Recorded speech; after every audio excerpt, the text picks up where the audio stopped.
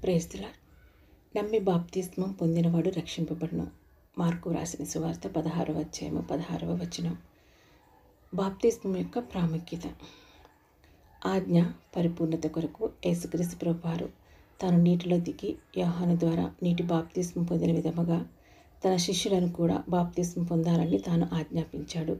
ఇది మత్తయి వ్రాసిన సువార్త 28వ అధ్యాయము 19వ వచనంలో మనకు కనపడుతుంది. బాప్తిస్మం లేకపోతే రక్షణ ఉండదా?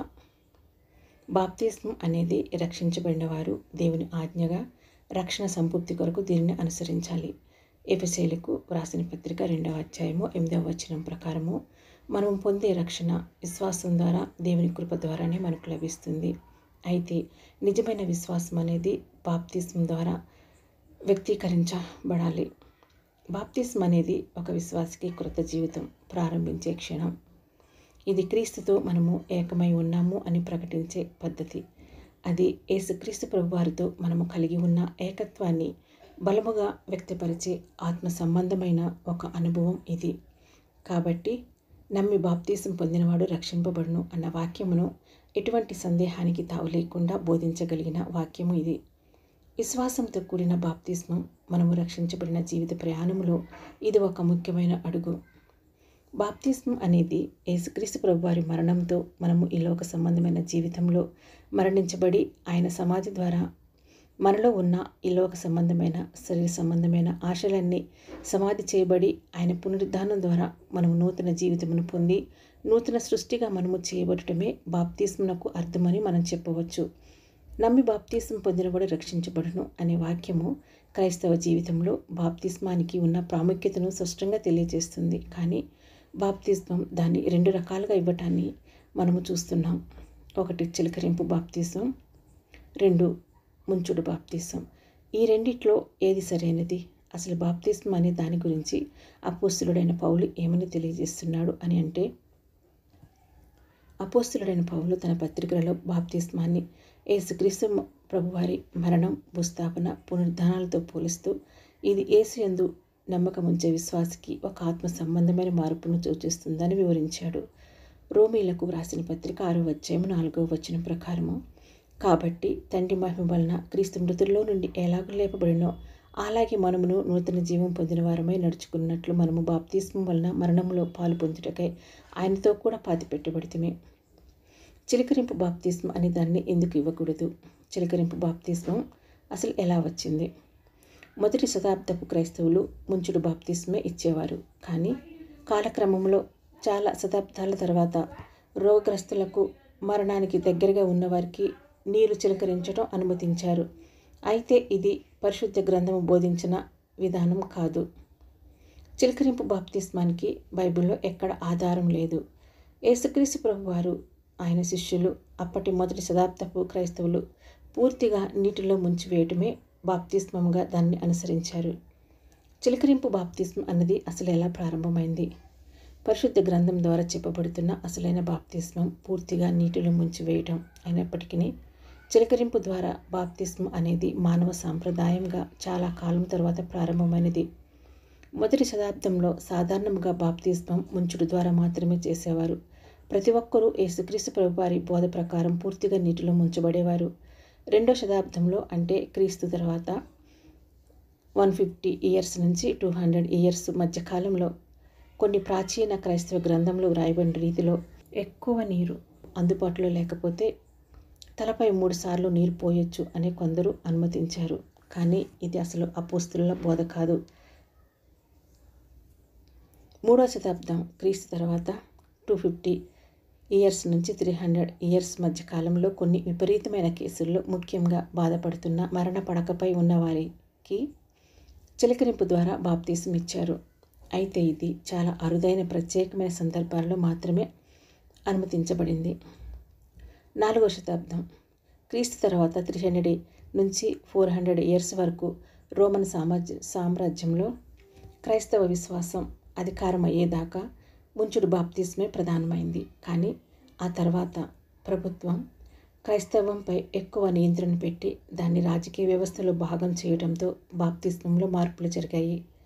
మధ్యయుగ కాలం క్రీస్తు తర్వాత 1200 నుంచి 1500 ఇయర్స్ వరకు కొంతమంది పెద్దలు చిన్నపిల్లలు చనిపోతారని భయంతో పుట్టిన వెంటనే చిలకరించి బాప్తీసం ఇవ్వటం ప్రారంభించారు. ఇది న్యాయమైనది అనుకున్నప్పటికీ ఇది పరిశుద్ధ గ్రంథం బోధించేదానికి పూర్తిగా విరుద్ధమైనది. చిలకరింపు బాప్తిస్మం బైబిల్ ఆధారంగా కాదు, ఇది మానవ సాంప్రదాయంగా ఏర్పడింది. అసలు బాప్తిస్మం అంటే ముంచుడు బాప్తిస్మం మాత్రమే అని పరిశుద్ధ గ్రంథం స్పష్టంగా చెబుతుంది. చిలకరింపు ద్వారా బాప్తిస్మం అనేది యేసుక్రీస్తు ప్రభువారి మరణంలో మనము సమాధి చేయబడుతున్నాం అనే ఆత్మ సంబంధమైన భావనకు ఇది పూర్తిగా వ్యతిరేకంగా ఉంటుంది. బైబిల్ ప్రకారం చిలకరింపు బాప్తిస్మం ఇవ్వకూడదు. ముంచుడు బాప్తిస్మే నిజమైన బాప్తిస్మం అని అనటానికి దీనిని బలపరిచే కొన్ని వాక్యాలు. పరిశుద్ధ గ్రంథంలో ఎక్కడ చిలకరింపు బాప్తిస్మం గురించి ప్రస్తావించబడలేదు. బాప్తిస్మం అంటే పూర్తిగా నీటిలో ముంచివేయటం అనే అర్థంలోనే ఉన్నది. పరిశుద్ధ గ్రంథం ఆధారంగా బాప్తిస్మం ముంచుడు ద్వారా జరగాలని చూపబడే కొన్ని వాక్యాలు. మార్కు రాసిన సువార్త 1వ అధ్యాయము 9-10 వచనములు. యేసు బాప్తిసం పొందినప్పుడు నీటి నుంచి పైకి వచ్చినాడు. ఈ వాక్యము క్రీస్తు పూర్తిగా ముంచివేయబడ్డాడని చూపిస్తుంది. యోహాను సువార్త 3వ అధ్యాయం 23వ వచనము. సలీము దగ్గరనున్న అయినో నన్ను స్థలమున నీళ్లు విస్తారముగా ఉండెను కనుక యోహాను కూడా అక్కడ బాప్తిసం ఇచ్చుచూ ఉండెను. జనులు వచ్చి బాప్తిసం పొందిరి. యోహాను బాప్తిసం ఎందుకు ఇచ్చాడు? అక్కడ నీళ్లు విస్తారముగా ఉన్నవి కనుక. మంచినీరు ఉంటేనే కదా ముంచుడు బాప్తిసం ఇస్తారు. చిలకరించాల్సిన అవసరం ఇంకెందుకు ఉంటుంది? అపోస్తల కార్యము 8వ అధ్యాయము 36, 37, 38, 39 వచనాలలో ఫిలిప్పు బాప్తిసం ఇచ్చినప్పుడు ఇద్దరు నీటిలో దిగారు, బయటికి వచ్చారు. చిలకరింపు బాప్తిసం అయితే నీటిలో దిగాల్సిన అవసరం ఉండదు. రోమీలకు వ్రాసిన పత్రిక 6వ అధ్యాయం 4వ వచనంలో మరణంలో పాలు పంచుకొని సమాధి చేయబడటం, ఇది పూర్తిగా ముంచివేయటం అనే అర్థాన్ని సూచిస్తుంది. కొలసీలకు రాసిన పత్రిక 2వ అధ్యాయం 12వ వచనంలో మీరు బాప్తిస్మం మందు ఆయనతో కూడా పాతిపెట్టబడిన వారే ఆయన మృతుల్లో నుండి లేపిన దేవుని ప్రభావం మందు విశ్వసించుట ద్వారా ఆయనతో కూడా లేచితిరి. ముంచివేయటం అనేది పూర్తిగా పాత జీవితం చనిపోయి క్రొత్త జీవితం అనేది ప్రారంభమయ్యే సంకేతం, సూచన. సమాధి చేయటం అంటే పూర్తిగా కప్పివేయటం. చిలకరింపు బాప్తిస్మం ద్వారా ఇది వ్యక్తపరచబడదు. పాత జీవితం సమాధి చేయబడింది, క్రొత్త జీవితం లభించింది. కొలసీలకు 3వ అధ్యాయము 1, 2, 3 వచనాలు. మీరు క్రీస్తుతో కూడా లేపబడిన వారైతే పైనున్న వాటిని వెతుకుడి. అక్కడ క్రీస్తు దేవుని కుడిపార్శ్వమున కూర్చుని ఉన్నాడు. పైనున్న వాటి మీదనే కానీ భూ సంబంధమైన వాటి మీద మనసు పెట్టుకొనకడి. ఎలయనగా మీరు మృతి పొందితిరి, మీ జీవము క్రీస్తుతో కూడా దేవుని యందు దాచబడి ఉన్నది. నమ్మి బాప్తిసం పొందిన వారు పరలోక సంబంధమైన విషయాలను వెతికేవారిగా ఉండాలి. క్రీస్తుతో చనిపోవటం అంటే మన పాత స్వభావాన్ని పూర్తిగా వదిలిపెట్టడం. ఇది యేసు మృతితో మన బంధాన్ని చూపుతుంది. చిలకరింపులో మన పాత జీవితం పూర్తిగా సమాధి చేయబడినట్లు తెలియదు, కనపడదు. ఎఫెసీయులకు వ్రాసిన పత్రిక 2వ అధ్యాయం 7వ వచనంలో క్రీస్తు యేసునందు మనలను ఆయనతో కూడా లేపి పరలోకమందు ఆయనతో కూడా కూర్చుండబెట్టిన. మనం ఇప్పుడు కొత్త జీవితం గడపాలి. ముంచుడు బాప్తిస్మం అనేది ఇది ప్రజల ముందు ఒక సాక్ష్యము. యేసుక్రీస్తు ప్రభు వారితో కలిసి సిలువలో మనము సిలువ వేయబడ్డాము. గలతీలకు వ్రాసిన పత్రిక 2వ అధ్యాయం 20వ వచనంలో నేను క్రీస్తుతో కూడా సిలువ వేయబడి ఉన్నాను, ఇకను జీవించేవాడు నేను కాను, క్రీస్తు నా యందు జీవించుచున్నాడు. నేను ఇప్పుడు శరీరమందు జీవించిన జీవితము నన్ను ప్రేమించి నా కొరకు తను తాను అప్పగించుకున్న దేవుని కుమారు యందలి విశ్వాసం వలన జీవించుచున్నాను. గలతీలకు రాసిన పత్రిక 5వ అధ్యాయం 24వ వచనము క్రీస్తు యేసు సంబంధులు శరీరమును దాని ఇచ్చలతోనూ దురాశలతోనూ సిలువ వేసి ఉన్నారు.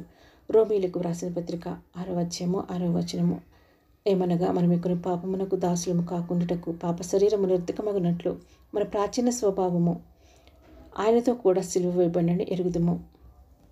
మన లోక సంబంధమైన ఆశలు, శరీర సంబంధమైన కోరికలు, శరీర సంబంధమైన సమస్త కార్యాలన్నీ కూడా క్రీస్తుతో కలిసి సిలువ వేయబడ్డాయని ఈ వాక్యం మనకు బోధిస్తుంది. నమ్మి బాప్తిసం పొందడం అనేది యేసుక్రీస్తు ప్రభు వారితో మన ఆత్మ సంబంధమైన బంధాన్ని ప్రకటించగలిగే సాక్ష్యం ఇచ్చే గొప్ప ఆత్మ సంబంధమైన అనుభవం ఇది చిలకరింపు బాప్తిసం ద్వారా సాధ్యపడదని పరిశుద్ధ గ్రంథము కూడా మనకు స్పష్టం చేస్తున్న వాక్యాలను ఇప్పటి వరకు మనము చూసాము. పరిశుద్ధ గ్రంథము చూపించిన విధముగా పూర్తిగా నీటిలో ముంచివేయడం వల్లనే యేసుక్రీస్తు ప్రభు వారి మరణ భూస్థాపన పునరుద్ధానముల ద్వారా మనము మరణించి సమాధి చేయబడి యేసుక్రీస్తు ప్రభు వారి పునరుద్ధాన శక్తి ద్వారా పరిశుద్ధాత్మ ద్వారా నూతన సృష్టిగా నూతనమైన జీవితంలోనికి మనము మారగలము. 2వ కొరింథీయులకు 5వ అధ్యాయము 17వ వచనము కాగా ఎవడైనను క్రీస్తు నందున్న యెడల వాడు నూతన సృష్టి, పాతవి గతించెను, ఇదిగో క్రొత్తవాయెను. ఈ లోక సంబంధమైన ఆశలను వదిలి పరలోక జీవితానికి వారసులము అని నీటిలో మునిగి తీసుకునే బాప్తీసం ద్వారా మాత్రమే మనము ఈ లోకంలో సాక్ష్యం ఇవ్వగలము. మనలను చూసే ఇతరుల ఎదుట సాక్షిగా నిలబడటం అనేది ఇది మన లక్ష్యం, మన బాధ్యత కూడా అయి ఉన్నది. చివరిగా నేను చెప్పాలని అనుకున్నది ఏమిటంటే, చిలకరింపు ద్వారా కాకుండా ముంచుడు బాప్తిస్మ అనే దానిని మనం తీసుకొనటం ద్వారా మనము శ్రమల్లో ఉన్నప్పుడు, కష్టాలలో ఉన్నప్పుడు, జయించలేని నానా విధములైన పరిస్థితుల్లో మనం ఉన్నప్పుడు నేను యేసుక్రీస్తు ప్రభువారి మరణ భూస్థాపన పునరుద్ధానాలలో బాప్తిస్మందు నేను పాలిభాగము కలిగి ఉన్నాను. యేసుక్రీస్తు ప్రభువారి పునరుద్ధాన శక్తి, పరిశుద్ధాత్మ శక్తి నాలో ఉంది. నాలో ఉన్నవాడు లోకంలో ఉన్నవాని కంటే గొప్పవాడు. కాబట్టి ఈ పరిస్థితిని నేను జయిస్తాను. నేను ముంచుడు బాప్తీసం తీసుకున్నట్టు ద్వారా క్రీస్తులో లేపబడి పరలోక రాజ్యంలో క్రీస్తుతో పాటు కూర్చున్నాను. కాబట్టి దీనిని నేను క్రీస్తులో జయించేశాను అన్నటువంటి ఒక నిరీక్షణ, ఒక నమ్మకం, ఒక అనుభూతి మనకు ముంచుడు బాప్తీసం ద్వారా మాత్రమే కలుగుతుంది. 1 యోహాను 5:4 దేవుని మూలముగా పుట్టిన వారందరూ లోకమును జయించుదురు. లోకమును జయించిన విజయము మన విశ్వాసమే. ఈ వాక్యమును వింటున్న వారి హృదయాలలో పరిశుద్ధాత్మ దేవుడు ఈ వాక్యమును యేసుక్రీస్తు ప్రభువారి శ్రేష్టమైన నామంలో ఫలింపజేయునుగాక. Amen, amen, amen. Praise the lord.